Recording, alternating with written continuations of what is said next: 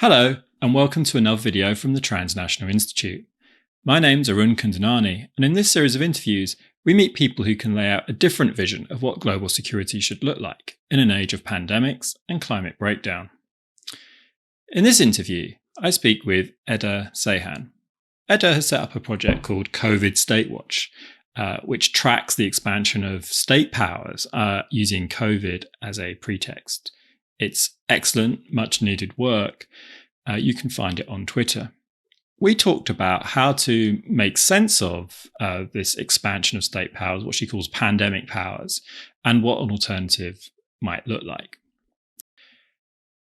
If you enjoy the video, please like and subscribe and look out for more interviews in the coming weeks. Eda, thanks for joining us this morning, or I guess evening where you are in Australia, right?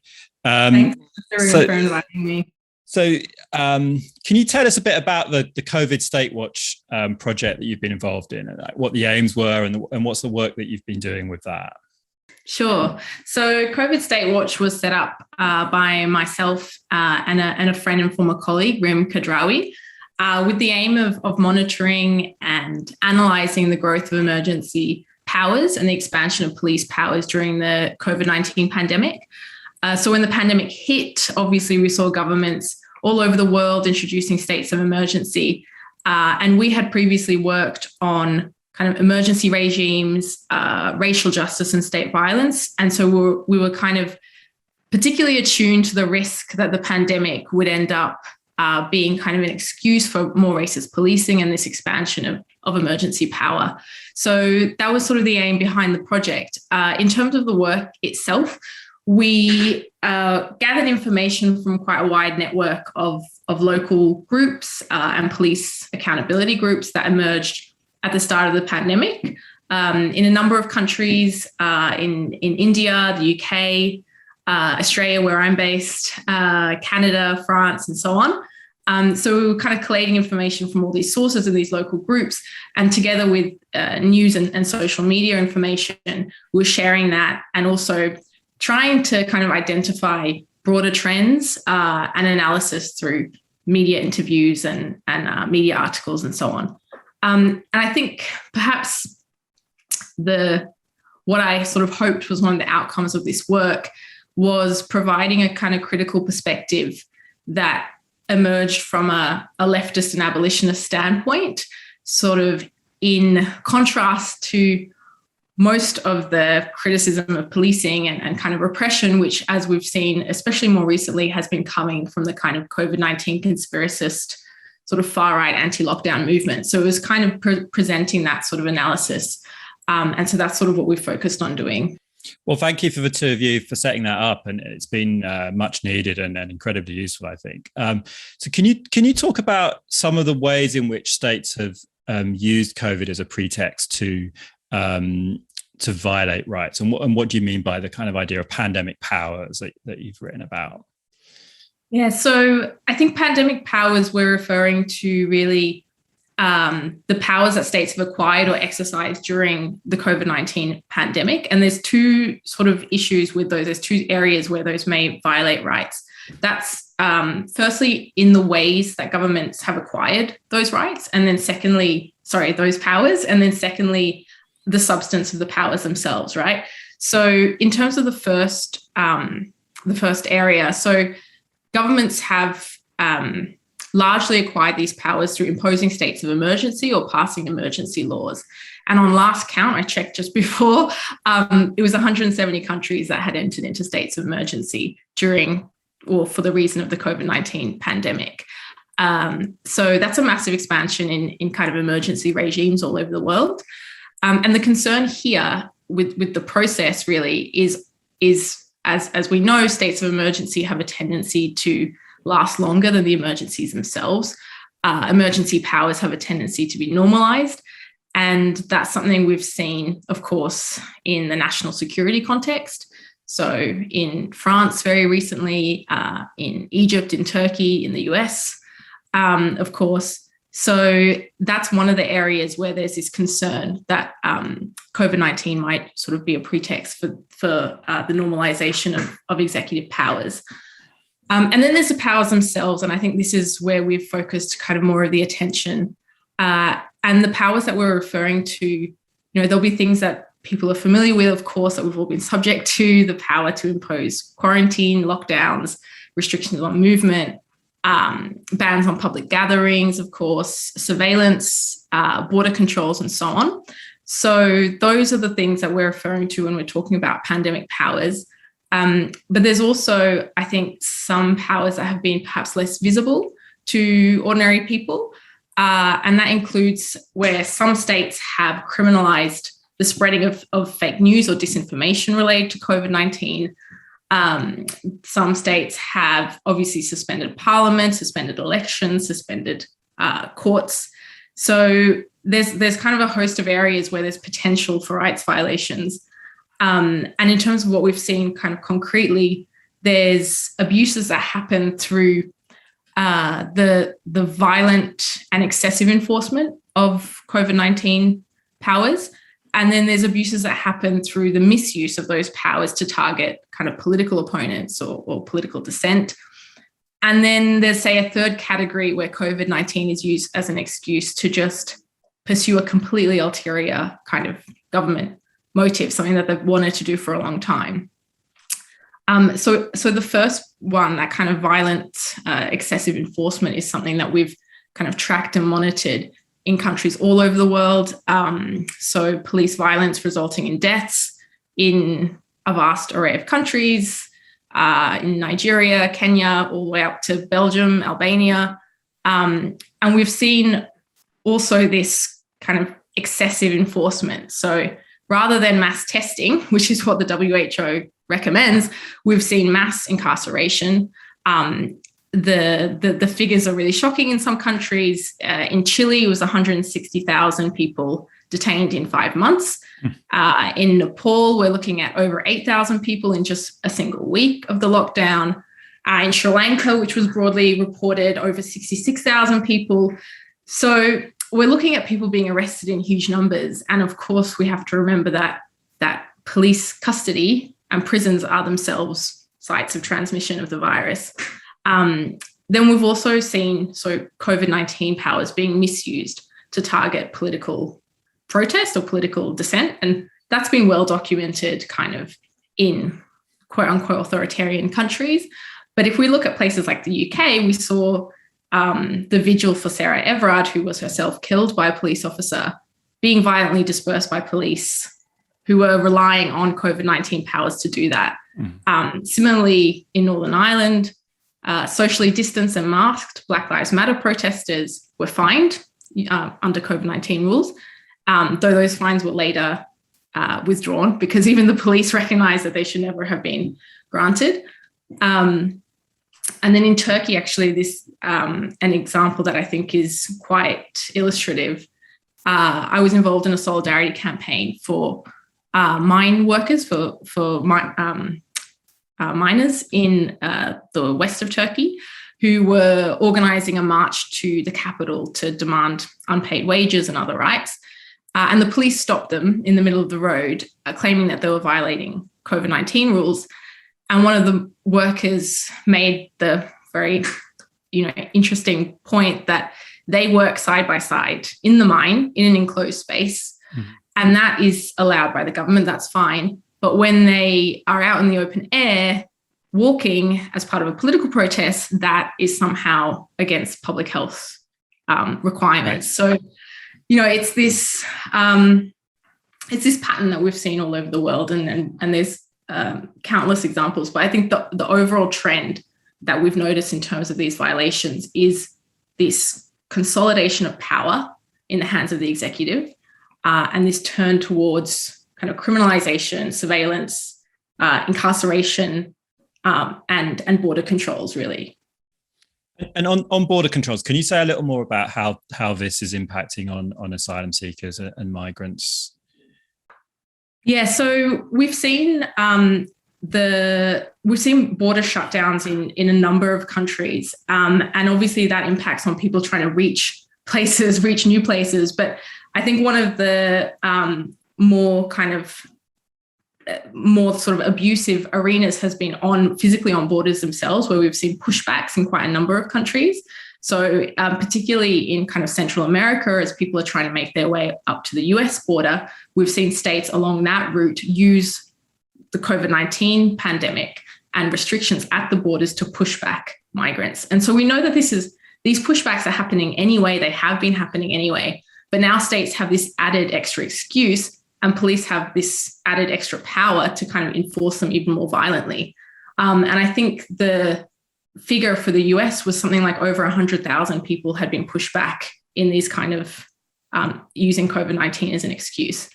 But we also see where migrants and refugees are already in country, in place, them being unfairly blamed for spreading the virus and subject to tighter kind of restrictions and rules. And that's something that happened in Greece and Croatia and parts of Europe that are on kind of that have migrant populations and refugee populations.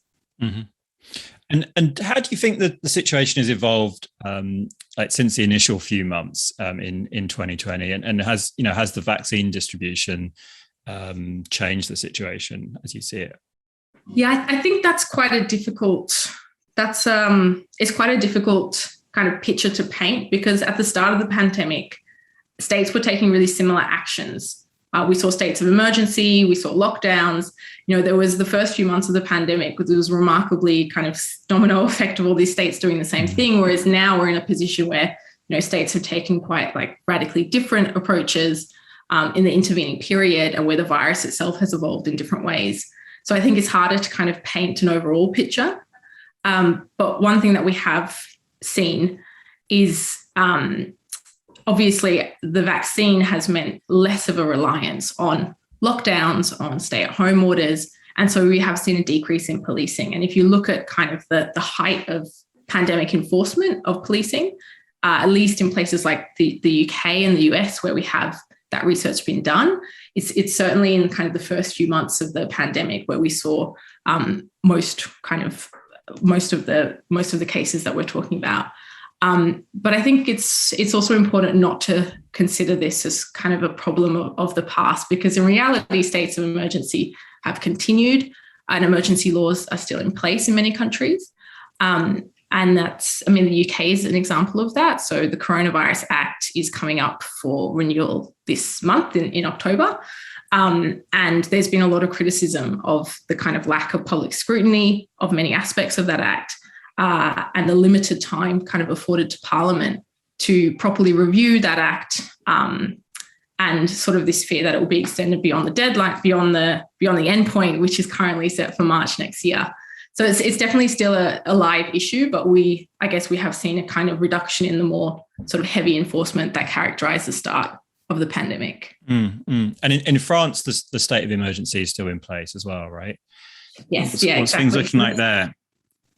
So in France, one of the issues that we had identified quite a number of times, and it was the subject of a lot of public debate, was the over-policing of Black and Arab communities. Mm-hmm. So there were many sort of examples that went viral of French police racially harassing and assaulting Black and Arab people who were found outside at night, including people standing in front of their own house, and people who had, valid excuses for being outside. So that's one of the concerns that we identified, especially last year during the first kind of 6 months of the pandemic. Mm-hmm. And how do you think the pandemic powers compare to kind of earlier regimes of emergency, or earlier, but they're still with us, like kind of counterterrorism? I think you've written that they both, counterterrorism and pandemic powers, both rest on a simple principle: certain people deserve protection while others are perceived as risky and must be controlled. So can you explain what you mean by making that comparison? So I think I think the response, and this is something I know you've written about yourself, Arun, the response that governments have taken to the pandemic has been remarkably similar to the response taken after terrorist attacks, right? So you see states of emergency, travel bans, preventative detention, surveillance, criminalization, all of this accompanied obviously by this expanded role for police and the military. And obviously the national security infrastructure has an interest in promoting this kind of vision of public security as being synonymous with, public health as being synonymous with security. And we've certainly seen that kind of push to make that connection. But I think in terms of that principle, it's about the core of counterterrorism measures being this attempt to identify who is a potential threat, who might be the next person to commit an act of political violence. And knowing that process is ideologically structured. So some people are more likely to be seen as dangerous based on, our dominant understandings of race and class. And then those people who are seen as more likely to be dangerous, more kind of threatogenic, let's say, being more tightly controlled and surveilled as a result. And we see that obviously with Muslim communities in the war on terror. And then when you look at the pandemic, it's a similar process happening. So some people being seen as more risky, more likely to spread the virus, unfairly blamed for spreading the virus, and then subject to tighter controls. And we see also kind of their interests, the interests of those people being very easily overridden for the perceived health of others, others who the state deems to be kind of more worthy of protection. And there's an interesting parallel again with terrorism, where it's during these periods of crisis, right? People are legitimately scared. There's, a sense of catastrophe as being imminent, of this, very serious risk of contagion. And so when some people are seen as contributing to that risk, it seems almost necessary that they would be subject to tighter kind of controls and restrictions. So it's again that process that you see after a terrorist attack of people's fear of indiscriminate attacks, then leading to this anxiety that serves as the basis for emergency measures. And obviously after the fact, often those emergency measures seem to be unnecessary or have violated rights. But coming back to the question of sort of parallels with the past.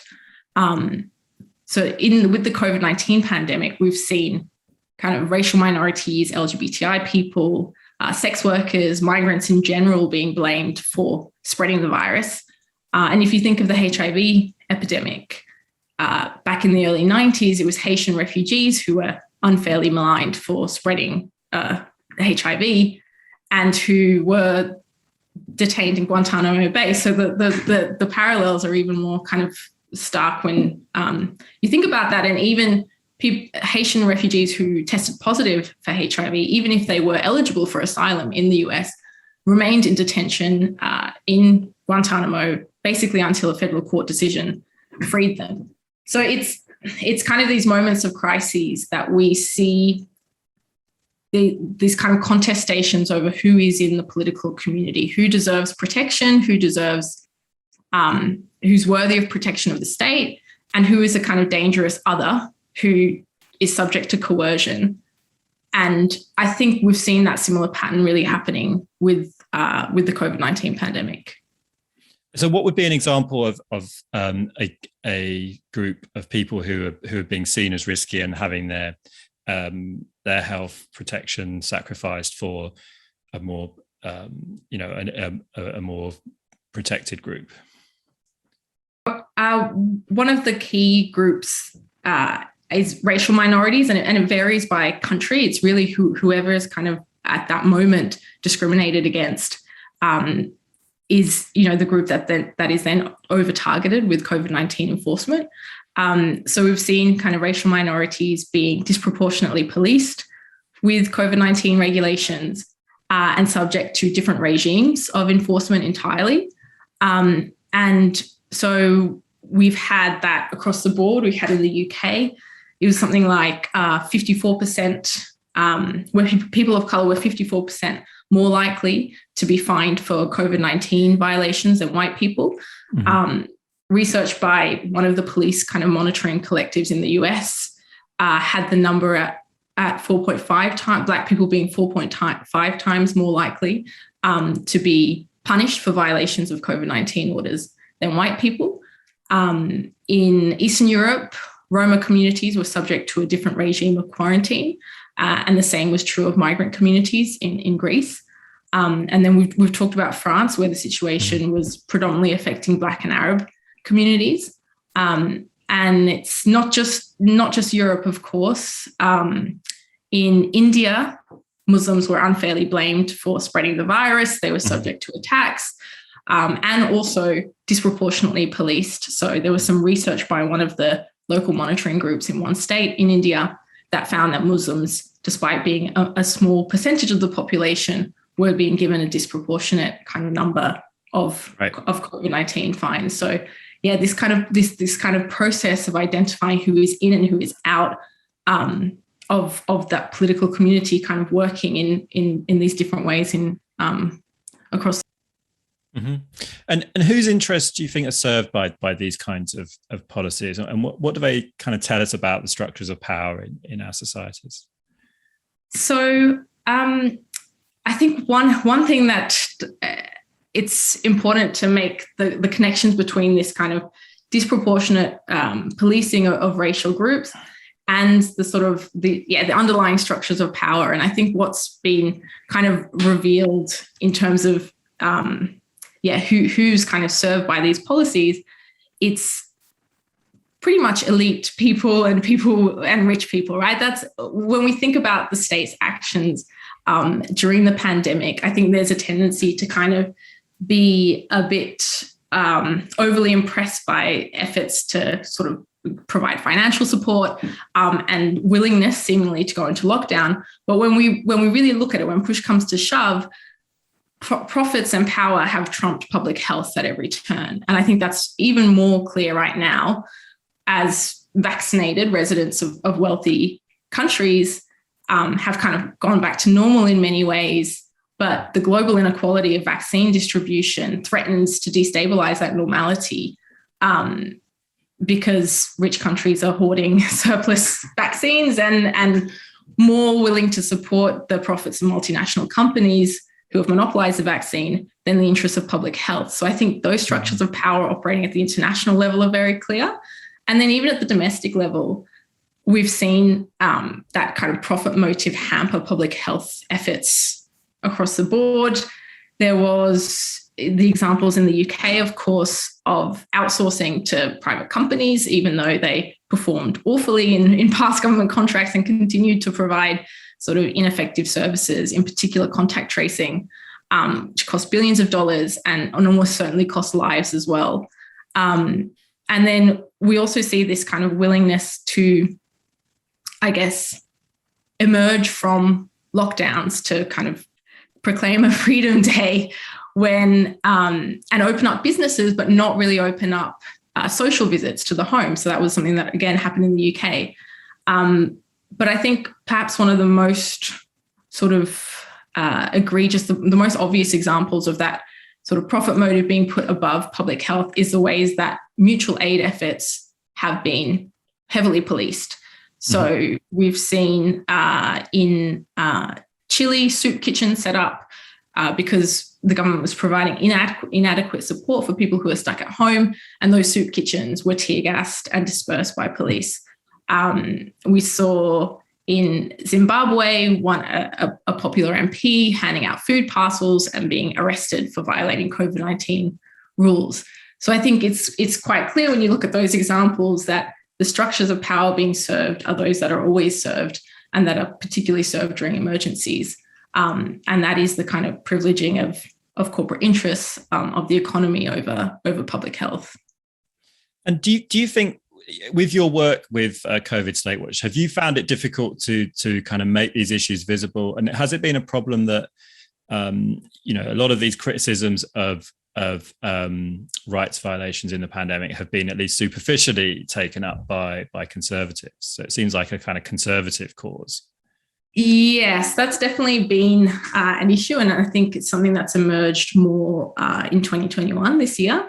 So that kind of emergence of a COVID-19 conspiracy movement against lockdowns has definitely made it harder, I think, to criticize repressive responses to the pandemic without being seen as being anti-lockdown or anti-mask or anti-vax even. So anyone who criticizes criminalization and coercion as perhaps not the best tactics to deal with a public health crisis is then accused of denying, the severity of the virus. And again, that's an interesting parallel, I think, with terrorism and with criminal justice, where if you criticize human rights violations in the counterterrorism context, you're accused of being on the side of terrorists or not taking crime seriously. So it's a similar thing happening there, I think. But I think it's really important to make clear the difference between abolitionist critiques of the pandemic response and the sort of politics we see being put forward by anti-lockdown kind of protesters. So that sort of COVID conspiracist anti-lockdown movement we see being largely motivated by an ideology of self-interest, by this belief in survival of the fittest, that the weak and vulnerable should be sacrificed to the interests of the strong, right? So this sort of eugenicist, and there are links obviously with the far right and fascist movements in kind of the anti-lockdown movement.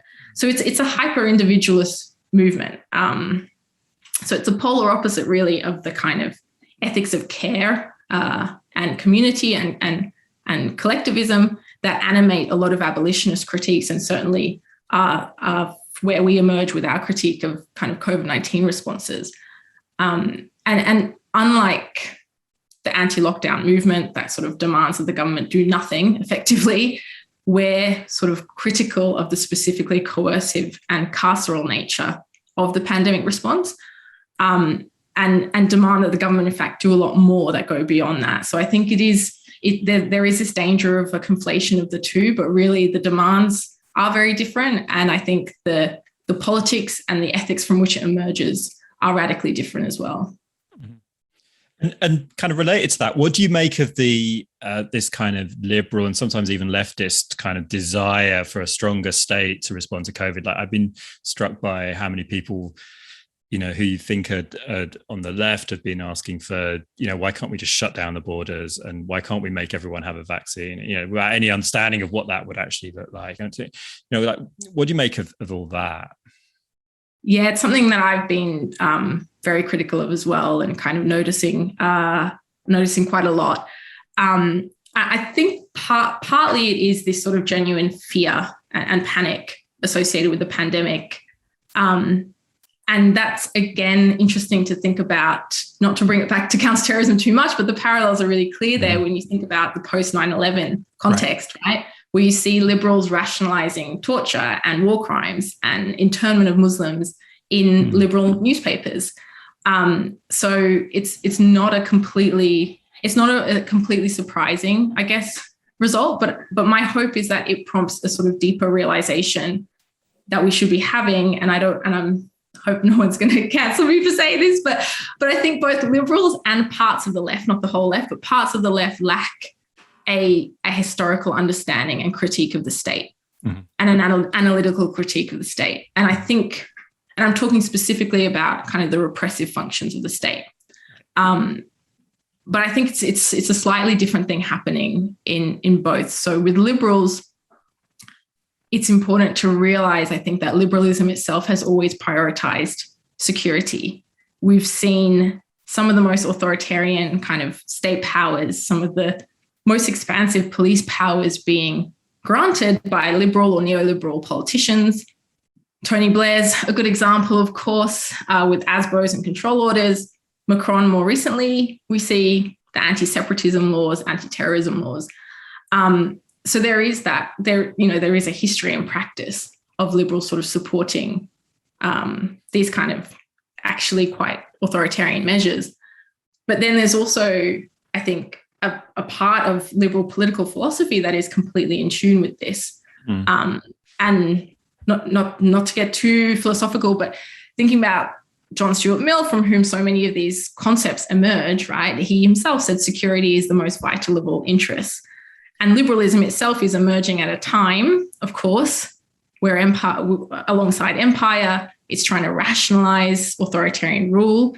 And it does that through sort of pathologizing Black and brown people as children, as in need of education, as in need of kind of incapable of governing themselves.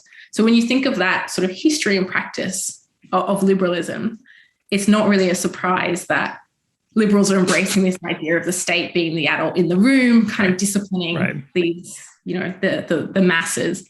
But I think it's a slightly different thing happening with the rest of the left. Mm-hmm. And it's worth sort of investigating that a bit more, because I think it's something that I've been concerned about, and I know other kind of activists in the UK have been concerned about.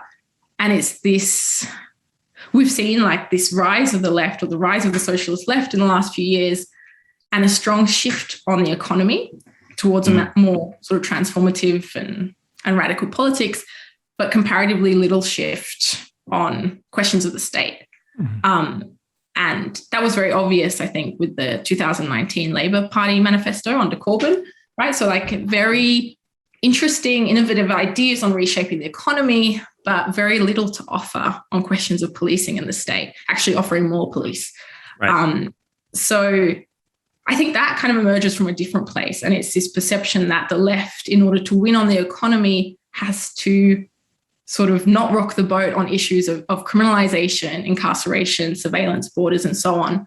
And it obviously misunderstands the economy, right? So it's a misunderstanding of how neoliberalism functions, not just to diminish the welfare state, but also to expand the carceral state, right, to deal with all those people who are no longer able to survive in a neoliberal economy. So that's what I think is happening with parts of the left. It's that kind of misunderstanding of the connection between the economy and these other things. And it's a misunderstanding of how crises, I think, function, like this belief that we can get the state to act in these ways without long-term consequences, and without sort of advancing criminalization and control in quote unquote normal times. And so, yeah, that's something that's interesting again, because I think there's recognition of that in the economy, ideas of like disaster capitalism, Naomi Klein, all that being very influential, but less of a recognition of how crises function to further state power in sort of in contexts that are perceived to be not related to the economy. Right. And can you say a little about how you see what the alternatives to the kind of abuses you've been talking about, what those alternatives might look like? So I think core to the alternative response is to move away from criminalization as a way to control behavior. So rather than kind of empowering police and military, which we see to be sort of the knee-jerk reaction that states have to any sort of crises, recognizing that criminalizing something actually doesn't stop it. It just creates a kind of set of incentives for police. It just empowers police further. And core to sort of an alternative is two things, I think. One is investing in public health and public education and in kind of community-led initiatives, which did emerge during the pandemic, but were sort of insufficiently supported. So what we mean by that is kind of mass testing, obviously accessible healthcare, free treatment, effective contact tracing, not outsourced to ineffective companies, and so on. It also means clear messaging and consistent messaging, which is something we also have not had during the pandemic in many countries. So not downplaying the severity of the virus in order to justify opening up the economy, not fudging the numbers as we've seen in Turkey and Tanzania and Brazil and many other countries. It means supporting community-led initiatives to get people vaccinated, workplace initiatives to protect workers in the workplace, neighborhood initiatives to protect people in people's communities. So it's kind of that element of support. And then I think the second one is the financial support, right? So that people can afford to stay home without kind of going hungry or going into debt. And that looks like universal income support. It looks like rent and mortgage cancellation, of course, free broadband, housing, a whole host of kind of financial measures. And I think that has been provided in some states. Often it's not been universal. So some people are excluded. Here in Australia, that's been temporary. Migrants have been excluded from a lot of that support. And it hasn't been obviously consistent all over the world. There are many countries in the global south that were unable or unwilling to provide that level of financial support. And we saw, those horrific images in India of migrant workers walking back to their villages because lockdowns meant that they literally could not survive in cities. So it's that kind of financial support that allows people to actually comply with public health advice. But there is, and a lot of that has been sort of articulated and pushed by the left. But I think there's another kind of point that it's important to make, and that's that to operate effectively, for those alternatives to really work, we need people to care about one another and to want to keep, one another safe. And certainly there's been evidence of that during the pandemic. There's been mutual aid groups, there's been kind of support for healthcare workers and so on. But there's also been a lot of selfishness that we've seen on display. Men predominantly refusing to wear masks, people hoarding hand sanitizer, people having parties that turn into super spreader events. So I think we shouldn't be too naive in thinking that just giving people money is going to mean that they start acting with care and concern for those around them, because we haven't seen that really. But it's also, I think, important to realize that selfishness and individualism isn't kind of human nature, right? It's the product of 40 years of neoliberalism, a much longer history of industrial capitalism. That's sort of, that means basically an economic system that's pitting us against each other, and a political system where we've been told that there's no such thing as a society. We are, there's only families and individuals. So we shouldn't be surprised that people are acting as if there's no such thing as a society when that's what they've been told, and that's what the material reality supports. So I think that's one of the hardest things in thinking about alternatives, is that they in part rely on this radical shift in our sense of self, right? So away from an individualist, sort of atomized, self-contained sense of a self, to something that is more grounded in community, in a kind of a collective. And to have that radical shift in a sense of self, we need a fundamental shift in our material reality, right? So it's a bigger project, and I think one of the strengths of the kind of abolitionist viewpoint is it kind of doesn't shy away from acknowledging that those fundamental shifts are what's necessary to create a reality where we do not need criminalization in response to public health crises, right? Thank you, Eda. That was fantastic. Thank you so much. Thank you.